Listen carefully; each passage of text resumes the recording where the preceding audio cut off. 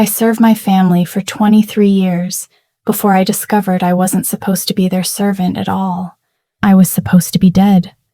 My name is Briana. For over 2 decades, I believed I was born to scrub floors, cook meals, and sleep in a basement while my brother lived like royalty upstairs. My parents convinced me that some children exist to be loved, and others exist to serve.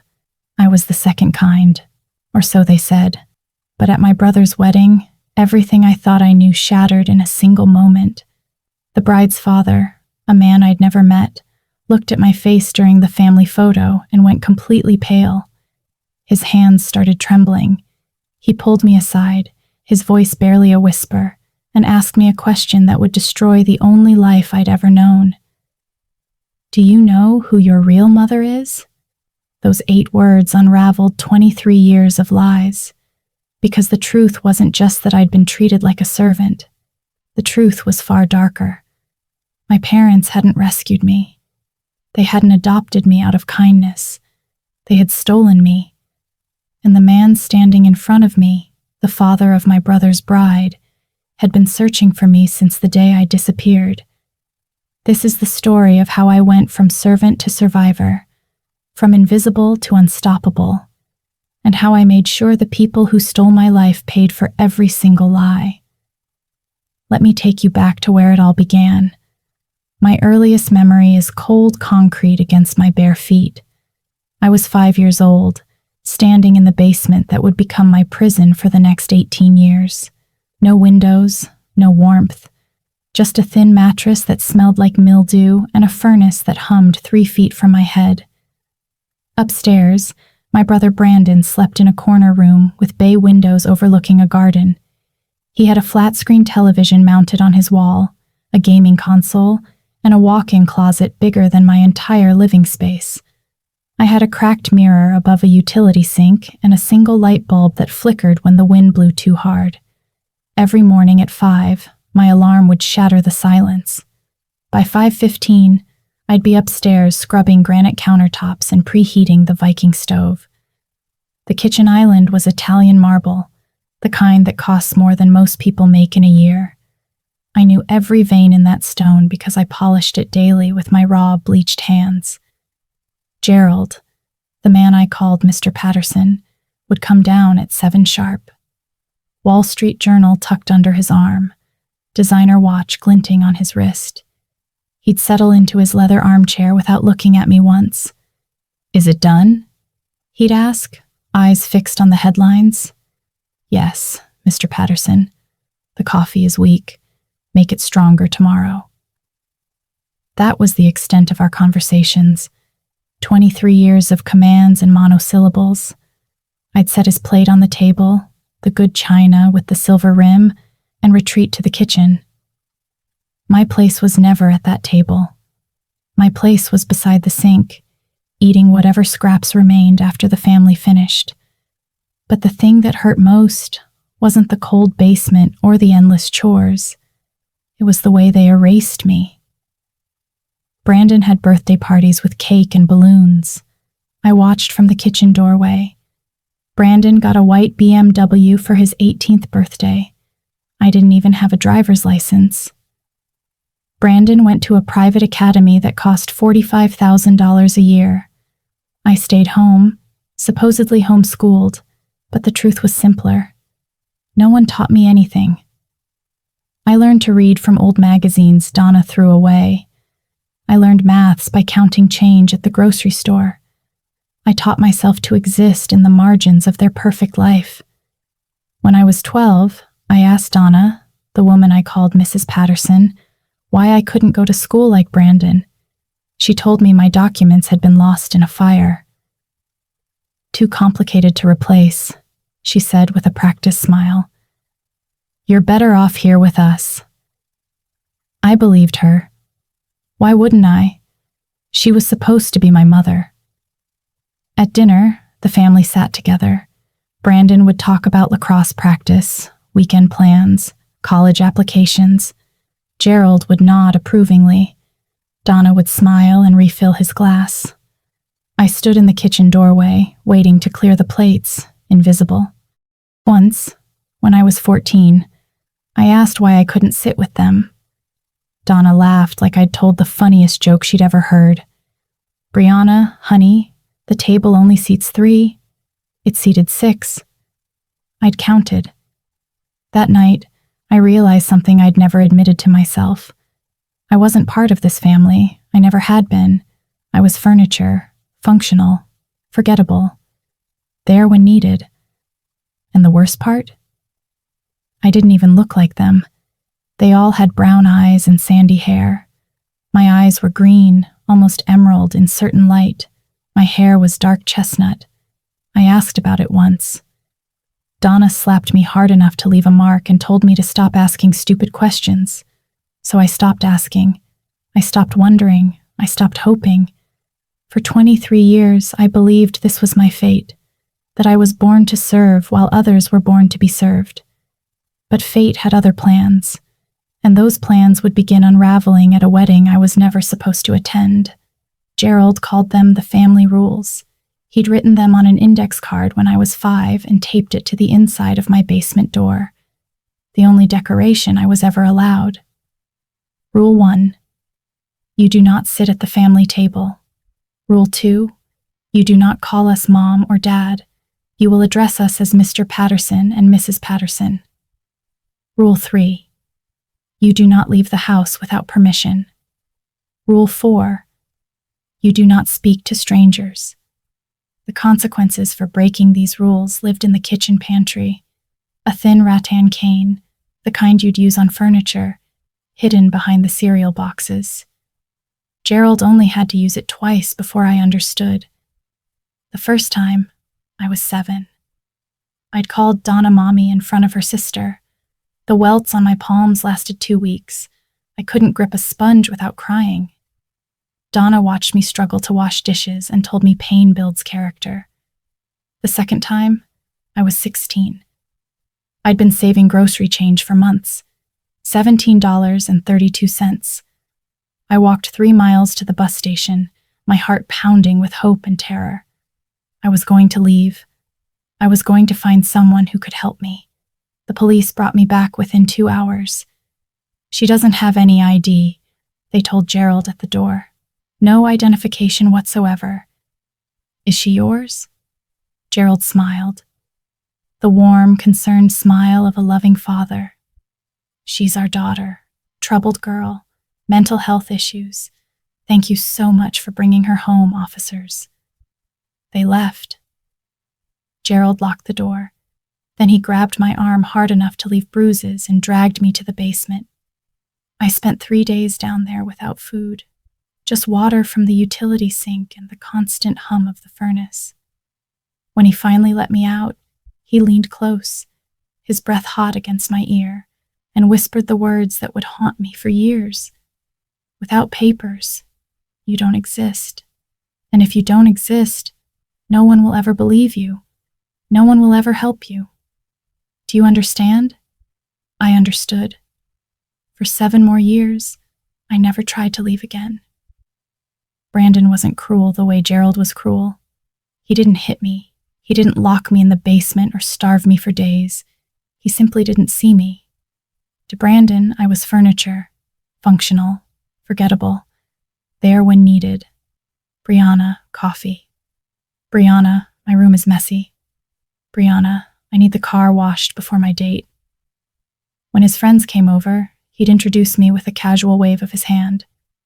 That's our housekeeper, not sister, not family, housekeeper.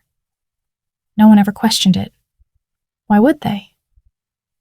I looked nothing like the Pattersons, and in their pristine neighborhood where every lawn was manicured and every family drove European cars, no one asked uncomfortable questions.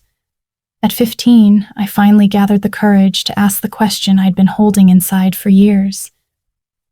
Donna was in the living room, flipping through a catalog, marking pages with sticky notes. I'd just finished mopping the floors, and my hands were raw from bleach. Mrs. Patterson? She didn't look up. What? Why am I different from Brandon? The catalog lowered slowly. Her eyes, cold and flat like dishwater, met mine. Different how? Why does he get to go to school? Why does he sit at the table? Why do I have to? She cut me off, her voice sharp as broken glass.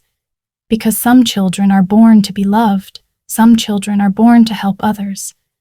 You're the second kind, Briana. That's your purpose. That's your fate. She returned to her catalog. The conversation was over. I went back to the basement that night and stared at my reflection in the small, cracked mirror above the utility sink. My eyes were nothing like theirs. My face was nothing like theirs. But I didn't question it anymore. Donna was right, I told myself. Some people are born to serve. Fighting it would only bring more pain. For 8 more years, I believed that lie. Until a stranger looked at my face and saw someone else entirely. The wedding announcement came 6 months before the ceremony. Brandon and Victoria would marry at the Ritz-Carlton in White Plains. 200 guests, a live orchestra, a 5-tier cake from a Manhattan bakery. Total cost, $200,000, generously covered by Richard Whitmore, Victoria's father. Gerald practically floated through the house for weeks. "This is the biggest day of our lives," he kept saying. "The Whitmores are old money. Connecticut aristocracy. We need to make an impression." Donna threw herself into planning with an intensity I'd never seen before. She coordinated with Victoria's mother on flowers, catering, the rehearsal dinner. She bought a new dress, Oscar de la Renta, champagne-colored, $4,000. I assumed I'd be a bridesmaid. I'd spent 6 months helping with preparations, addressing invitations, organizing RSVPs, picking up dry cleaning. I'd even practiced walking in heels, imagining myself in a lavender gown, standing beside the altar for once as part of the family. Then, 3 weeks before the wedding, Donna sat me down in the kitchen. Her expression was carefully neutral. "We need to discuss your role," she said. My heart lifted. "Am I walking with the bridesmaids?" She laughed, not kindly. "No, Briana. You'll be helping with service, passing out champagne, making sure guests have what they need." The words hit me like ice water. "You want me to work the wedding? It's not working, it's helping." Her smile was thin and practiced. "You know how you are, sweetheart. Clumsy, awkward. If you stood up there in front of the Whitmores, they'd wonder what's wrong with you. Is that what you want? To embarrass Brandon on his special day?" I shook my head slowly, that familiar numbness settling over me like a heavy blanket. "Of course not, Mrs. Patterson. That's my good girl."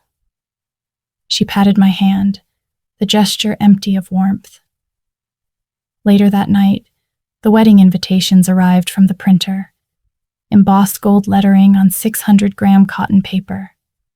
I searched through every card, my heart sinking with each one I read. My name wasn't on the family list. It wasn't anywhere at all. In 23 years of living in this house, I'd never been included in a single family photo where I stood beside my parents. Not one.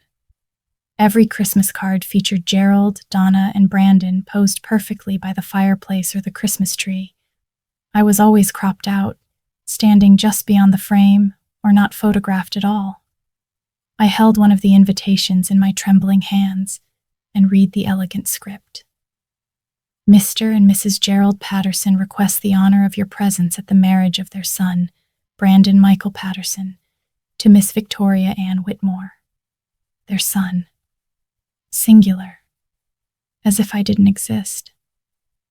That night, I sat alone in my basement, pressing out wrinkles from the black uniform I'd wear to my brother's wedding. A simple dress, a white apron. Donna had selected the outfit herself. "You look professional," she'd said, adjusting my collar like I was a doll she was dressing. On my lap was a photograph, the only one I had of myself with the family. I was 5 in the picture, standing at the very edge of the frame while Gerald, Donna, and toddler Brandon posed together by the Christmas tree. They were touching, smiling, connected. I was alone, several feet away, my face already learning to disappear. I stared at that little girl and felt something crack inside me. Something small, but irreversible. Tomorrow, I would serve champagne at my brother's wedding while my family pretended I didn't exist. I would smile and stay invisible, just like I'd been taught. I would play my role perfectly because that's what I'd been doing my entire life. But deep down, beneath the numbness and the years of conditioning, something was stirring. A question I'd buried for too long. Why? Why didn't they love me? Why didn't I matter? And why, after 23 years, couldn't I shake the feeling that something about my entire existence was a lie? The answer was coming, and it would change everything. The rehearsal dinner was held at the Greenwich Country Club. White tablecloths, crystal stemware, champagne that cost more per bottle than I'd seen in a year.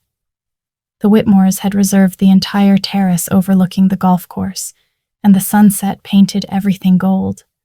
I wore the outfit Donna had selected. Black dress, white apron. She'd adjusted my collar that morning and told me, "You look professional. Remember, smile. Don't speak unless spoken to. And stay invisible." I carried a silver tray of champagne flutes through the crowd. Whitmore cousins, business associates, old money families whose names I recognized from the society pages Donna left lying around. No one looked at me. I was part of the scenery. Furniture in human form. Until Victoria noticed. She approached me near the bar, her blonde hair swept into an elegant updo, her engagement ring catching the fading light. "You're Brandon's sister, right? Briana?" I nearly dropped my tray. "Yes, ma'am." Her brow furrowed, genuine confusion crossing her face. "Why aren't you sitting with the family?" Before I could answer, Donna materialized at my elbow like she'd been summoned. Her laugh was high and bright, the practiced sound of someone performing for an audience. "Briana prefers to help out. She's shy, always has been. Happier in the background." She patted my arm with the affection of a woman posing for cameras. Victoria's expression remained uncertain, but she nodded politely and drifted back toward Brandon. I resumed my rounds, moving between tables, offering champagne to people who looked through me like glass. My face had perfected the art of blankness. My posture had learned to fold inward, taking up as little space as possible. That's when I felt it. Someone watching. I turned slowly. Across the terrace, near the railing with the sunset behind him, stood Richard Whitmore, Victoria's father, a man I'd never met. His champagne glass sat untouched in his hand. His eyes were locked on my face. He wasn't glancing. He wasn't casually observing. He was studying me. And his face had gone completely pale. He approached slowly, like someone moving through a dream or a nightmare. "Excuse me." His voice was tight, strained. "What's your name?" "Briana, sir. Briana." He repeated it like he was testing the sound, like it meant something. His jaw clenched. "Do you know who your birth mother is?" The question made no sense. It hung in the air between us, strange and heavy. "I'm sorry, sir." His eyes searched my face, moving from my eyes to my hair to the shape of my jaw. He looked like he'd seen a ghost, like he was standing in front of something impossible. "Do you know who your real parents are?" he asked again, quieter this time, almost desperate. "I don't understand. My parents are..." I gestured vaguely toward where Gerald and Donna stood laughing with guests. Richard Whitmore stared at me for a long, suffocating moment. Then, without another word, he turned abruptly and walked toward the parking lot, phone already pressed to his ear. His entire body was rigid, his movements sharp and urgent. Across the terrace, Donna watched him go. Her smile remained frozen in place, but her knuckles had gone white around her champagne glass. Her eyes followed Richard until he disappeared into the darkness beyond the lights. When she finally looked away, her gaze found mine. And for just a fraction of a second, I saw something I'd never seen before. Fear. The rest of the rehearsal dinner passed in a blur. I served champagne, I cleared plates, I smiled when spoken to and disappeared when ignored. But my mind kept replaying that moment. Do you know who your real mother is? Why would he ask me that? Why would a man I'd never met look at my face and go pale? Why would he run to his car like he'd just uncovered something terrible? And why, after 23 years of accepting my place in this family, did his question feel like the first true thing anyone had ever said to me? I didn't know it yet, but tomorrow at the wedding, everything would unravel. I woke at 4 a.m. on the day of Brandon's wedding. The house was silent, holding its breath before the chaos. I crept upstairs and started breakfast. Eggs Benedict, fresh squeezed orange juice.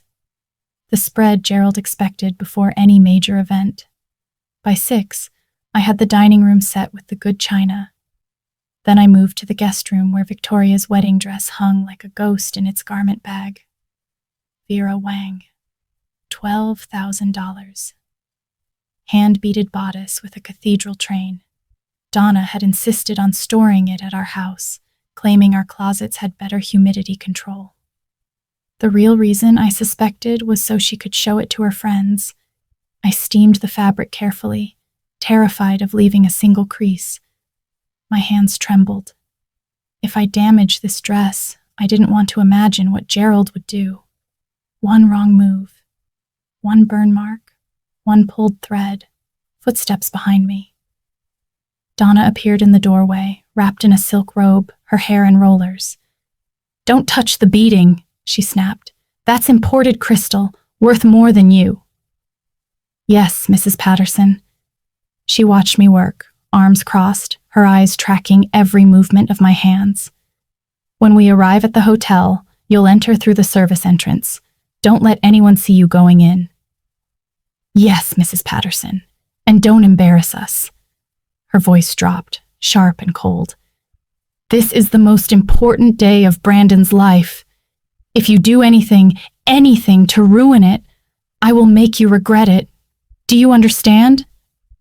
I understood. I'd understood for 23 years. Gerald's voice boomed from downstairs. "Briana, where's my coffee?" Donna smirked and left.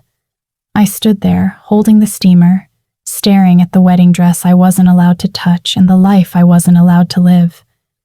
Something shifted inside me then, small but irreversible. This would be the last time. I didn't know how. I didn't know when. But standing in that guest room, steam rising around me, I made myself a promise.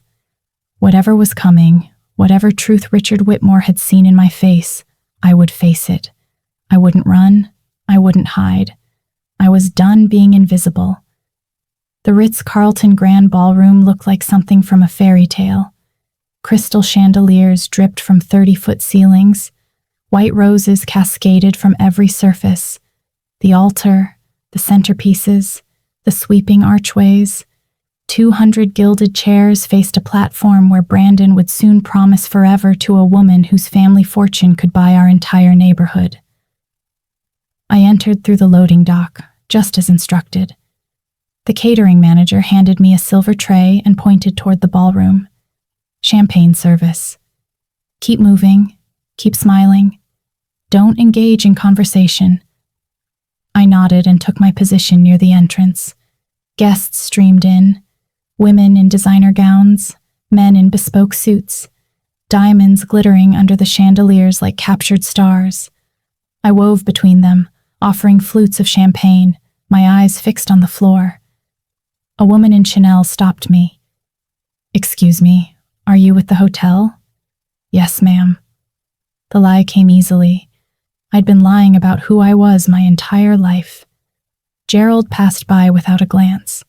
Donna paused just long enough to whisper, "Your posture is terrible. Stand up straight."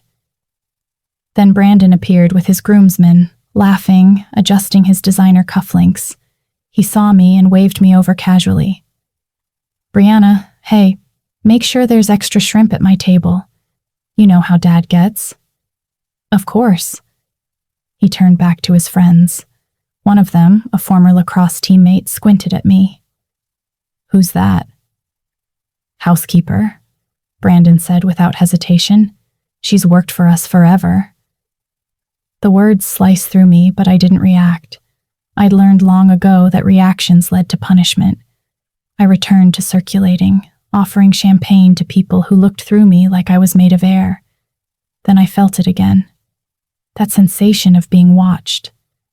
I turned slowly. Across the ballroom, standing alone near a column, Richard Whitmore stared at me. His champagne sat untouched. His jaw was tight. His eyes were locked on my face. And this time, he looked like a man who'd made a decision. The ceremony began at 4. A string quartet played Pachelbel's canon as Victoria floated down the aisle in her Vera Wang gown, the train trailing 15 feet behind her like flowing water.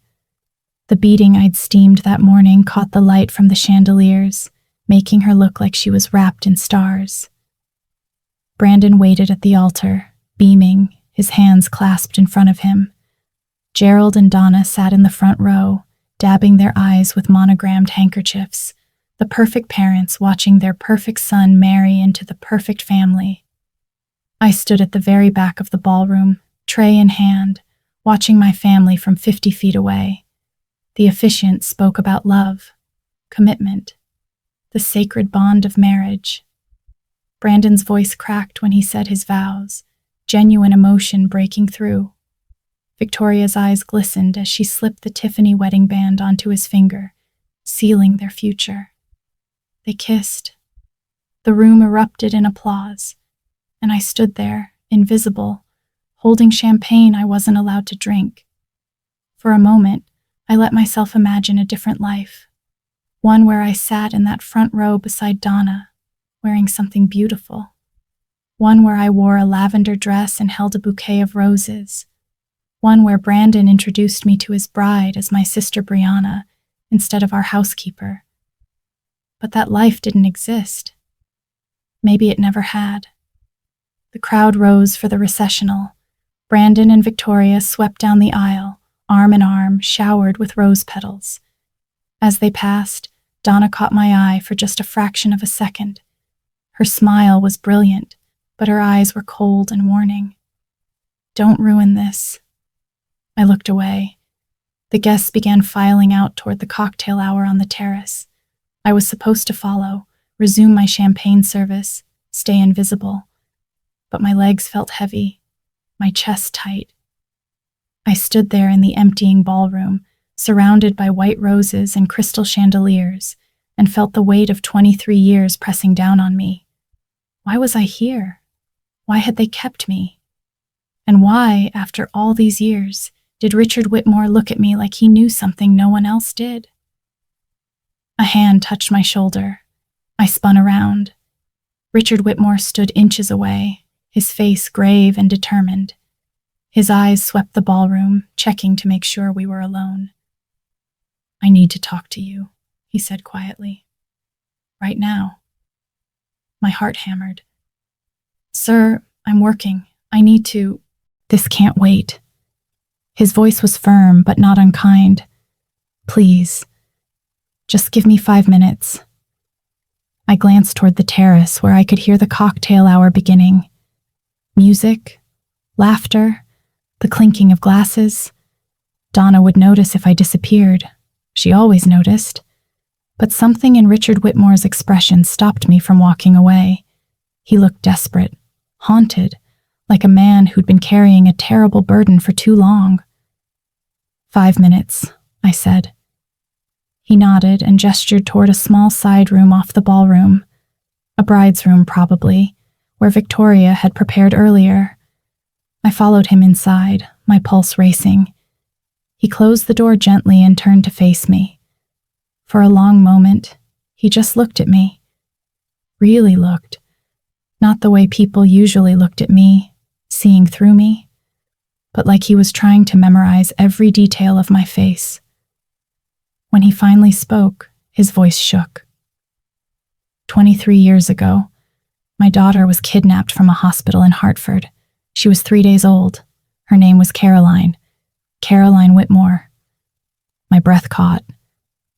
I don't understand.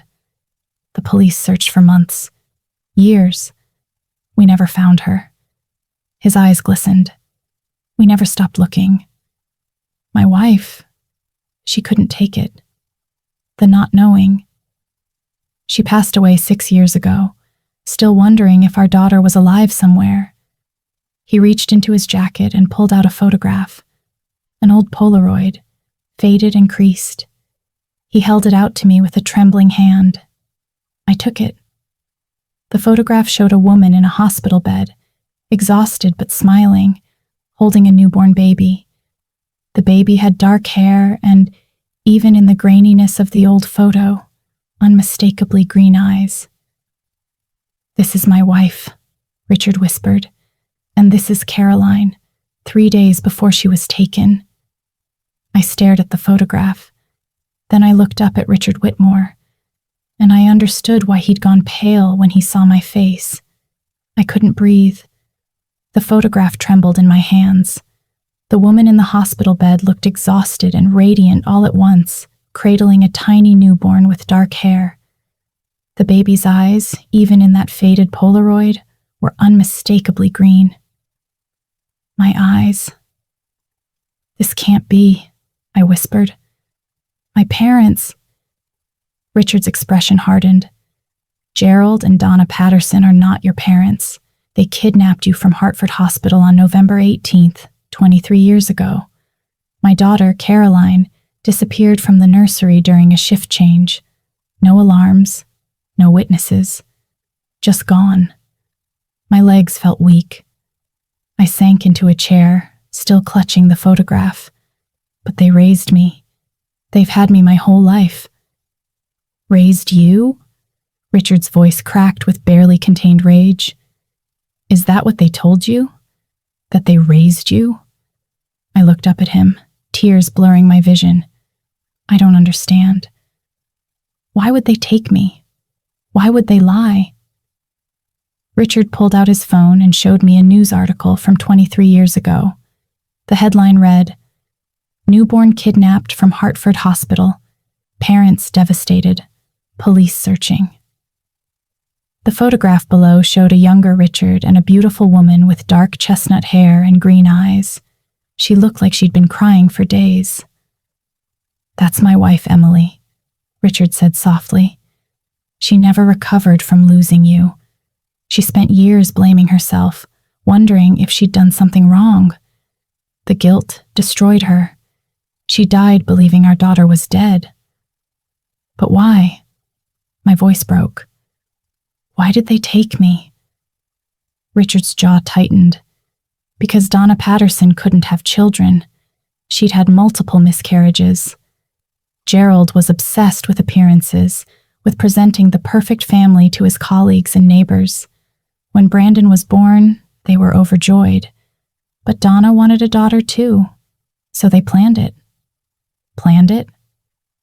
"Gerald worked in hospital administration at the time. He had access, schedules, security codes. They waited for the perfect opportunity, a shift change, a distracted nurse, and they took you." He paused, his voice shaking with fury. "They stole you from us, and they've been hiding you ever since." The room spun. 23 years of my life, built on a lie. Every moment of servitude, every rule, every punishment. It all made horrible, perfect sense. "They kept me hidden," I whispered.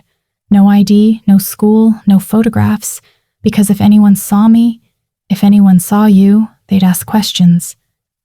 Richard leaned forward, his eyes intense. "Briana, you were reported missing. Your face was on the news for months. There were posters, searches, but you were 3 days old in those photos. A baby. No one would recognize you now, except me." "Why you?" "Because you look exactly like your mother." Richard's voice broke. When I saw you at the rehearsal dinner, it was like seeing Emily again. The same eyes, the same face. I knew immediately. I spent all night making calls, pulling up old case files, comparing photos. And then I hired a private investigator to run background checks on the Pattersons. He showed me another document on his phone, a confidential report. Allegations of falsified birth records, a mysterious daughter who appeared in their lives but had no hospital record, no birth certificate, no paper trail. They erased you, Richard said. They made you a ghost, so no one would ever find you. Tears streamed down my face. All these years, I thought I was nothing. I thought I deserved it. Richard knelt in front of me, his eyes filled with pain and determination.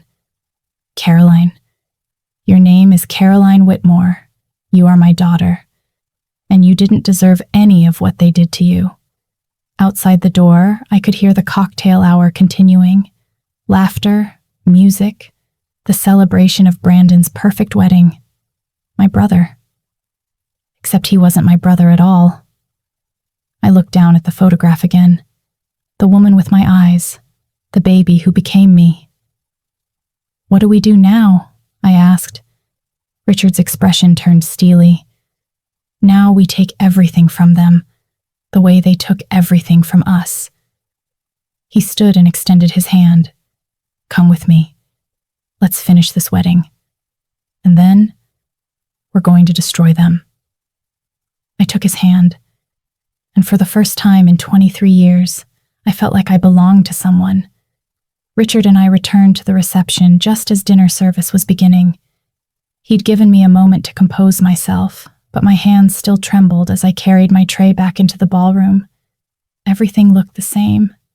The chandeliers, the flowers, the laughter. But I was different now. I knew the truth. Across the room, Gerald raised his champagne glass in a toast.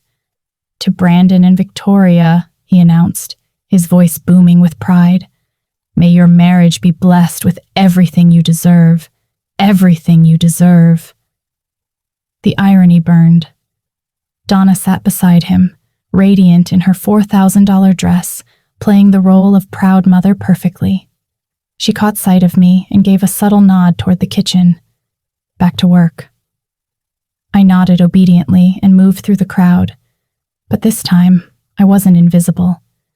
This time, I was gathering evidence, watching, remembering.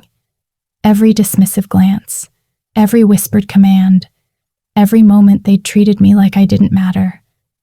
The photographer called for family photos after dinner. The Pattersons, please. Bride's family and groom's family together. Gerald and Donna stood quickly, smoothing their outfits, preparing for their moment in the spotlight. Brandon and Victoria joined them at the front of the ballroom. The photographer arranged them carefully. Bride and groom in the center, parents flanking them. And where's the sister? The photographer asked, glancing at his shot list. I have a note here about a sister. There was a beat of silence. Donna's smile tightened.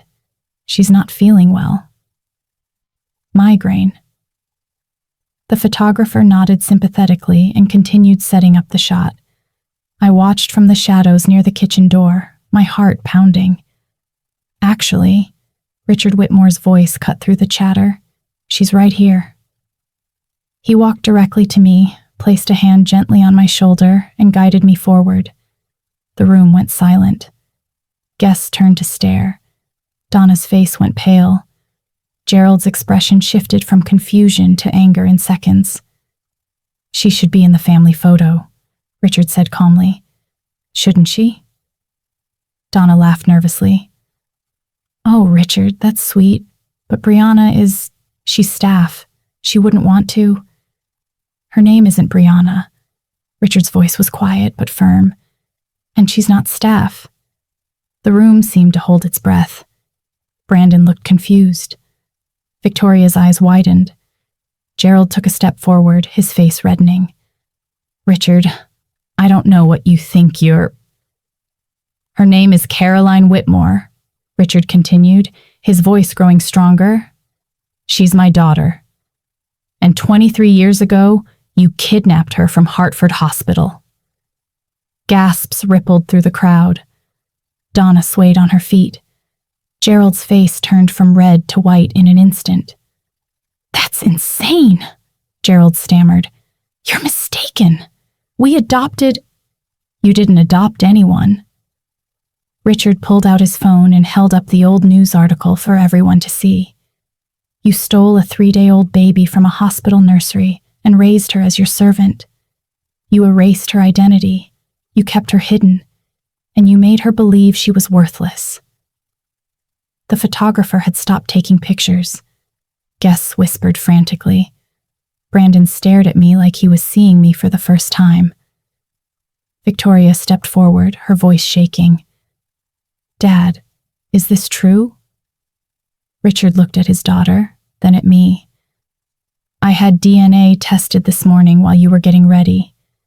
He held up another document. "Preliminary results.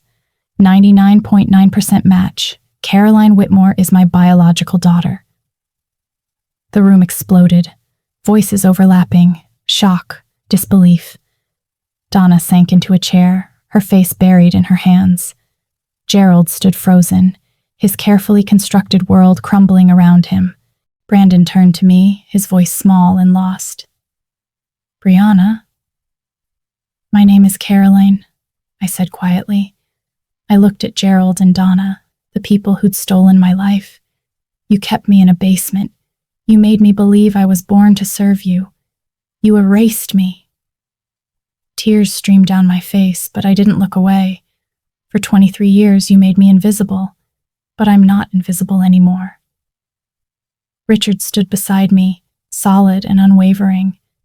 The family photo was never taken. Instead, the wedding reception dissolved into chaos. And for the first time in my life, I wasn't the one cleaning it up.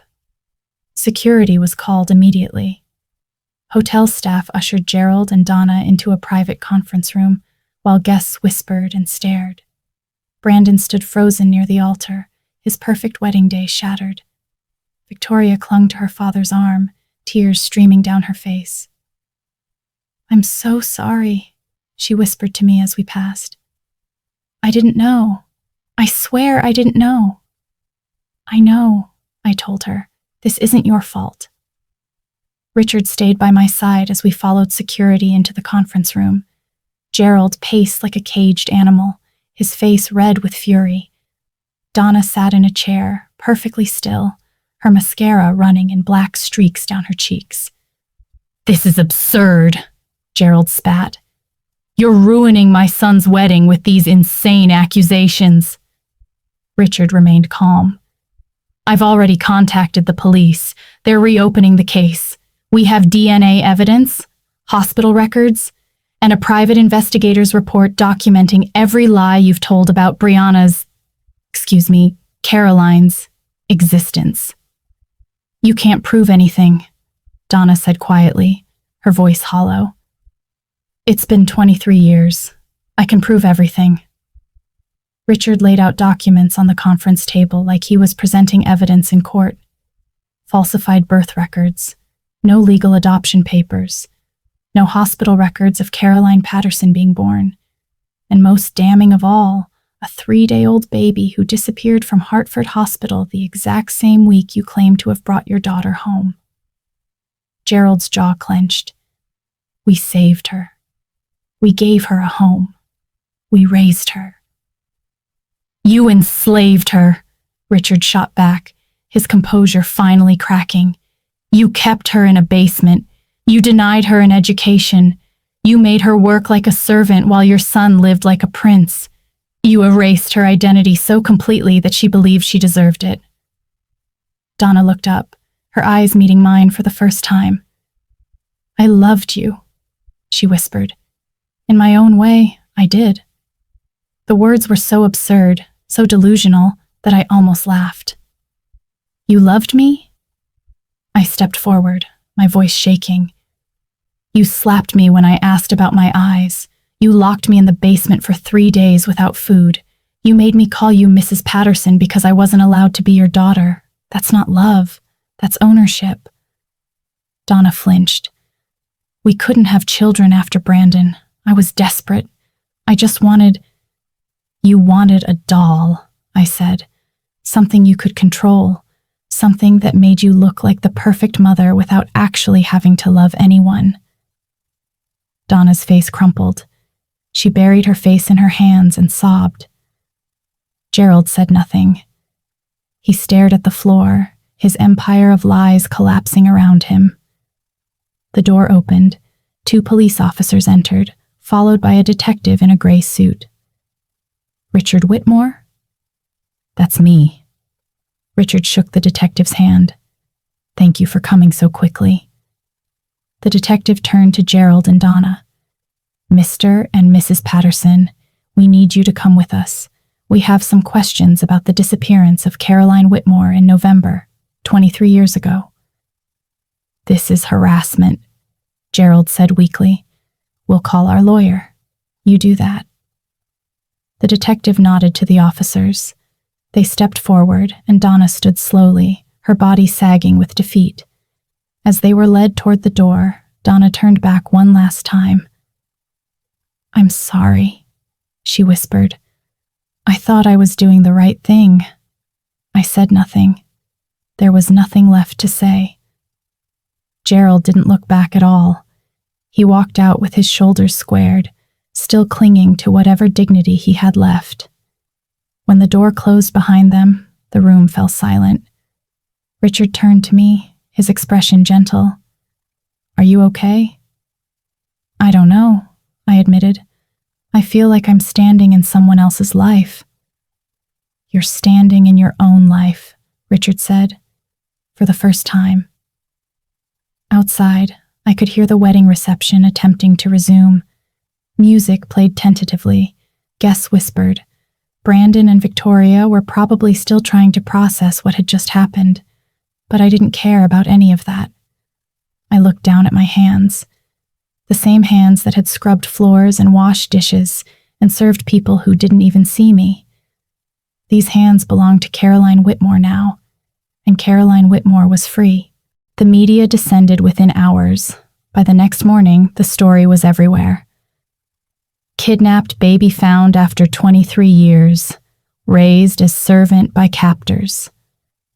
My face, Caroline Whitmore's face, was on every news channel, every website, every social media platform.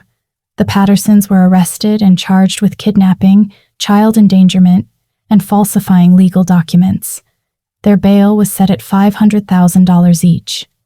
Gerald's colleagues distanced themselves immediately. Donna's book club friends stopped calling. Their perfect facade shattered in a single day. Brandon called me 3 days after the wedding.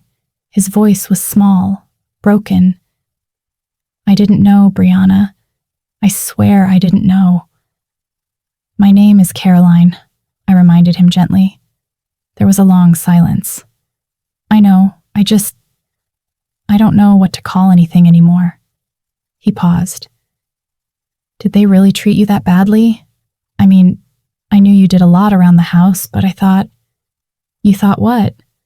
That I enjoyed sleeping in a basement? That I liked being invisible? His breath hitched. I was a kid. I didn't understand. You were 26 at your wedding, Brandon. You introduced me to your friends as the housekeeper. He had no response to that. After a moment, he spoke again, his voice thick with tears. I'm sorry. I know that doesn't fix anything, but I'm so sorry. I believed him. Brandon wasn't cruel like Gerald or manipulative like Donna.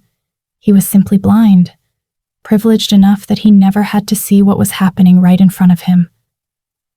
I forgive you, I said finally. But that doesn't mean I can have you in my life right now. I understand. He paused. For what it's worth, I hope you get everything you deserve, Caroline. Everything they stole from you. We haven't spoken since. Richard insisted I move in with him and Victoria immediately. They set me up in a bedroom on the second floor of their estate in Greenwich. Floor-to-ceiling windows, a king-sized bed. a walk-in closet bigger than my entire basement. The first night, I couldn't sleep. The bed was too soft. The room was too quiet. I'd spent 23 years falling asleep to the hum of a furnace and the cold of concrete. Luxury felt foreign. Victoria knocked on my door around midnight. She was still in her pajamas, her hair pulled back.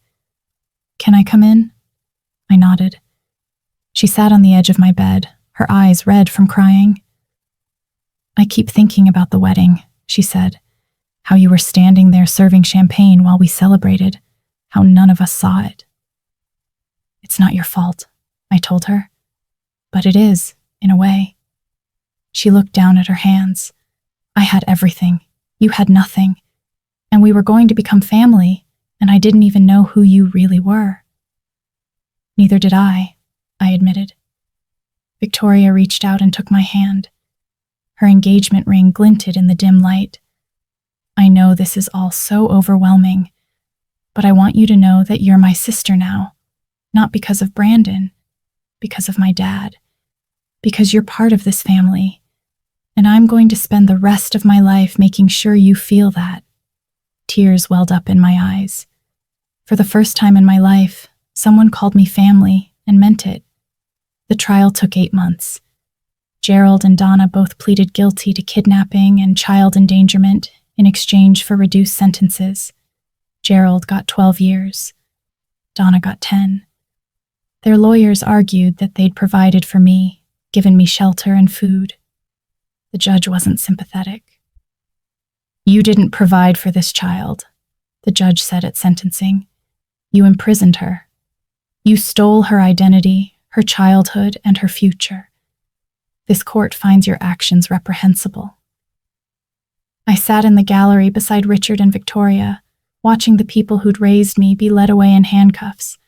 I thought I'd feel satisfaction, vindication. But mostly, I just felt tired. It was finally over, and now I could begin.